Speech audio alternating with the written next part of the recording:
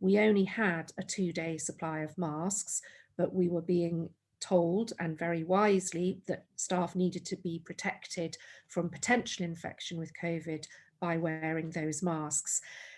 At that time, all of the newspaper headlines had generated a public response from the government. So Matt Hancock in particular kept talking about the 24/7 PP hotline. Anybody having difficulties could call this hotline and they would all magically be resolved.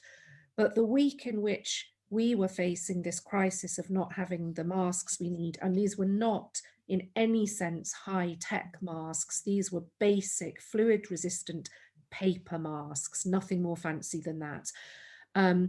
We kept calling the allegedly 24/7 hotline. We kept emailing it. We couldn't get through. There was no answer. There was no response to emails. And eventually, after multiple attempts to get through, my medical director spoke to somebody who said, no, they couldn't help. They couldn't supply us with any more masks. To which the hospice said, we need you to understand the consequences of what you're saying.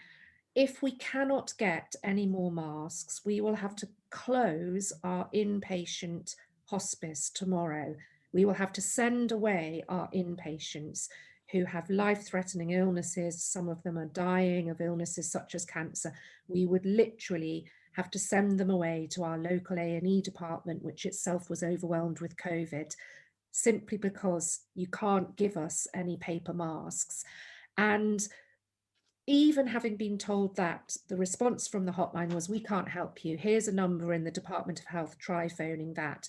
And of course, my boss did call that number and there was no answer. It just rang and rang.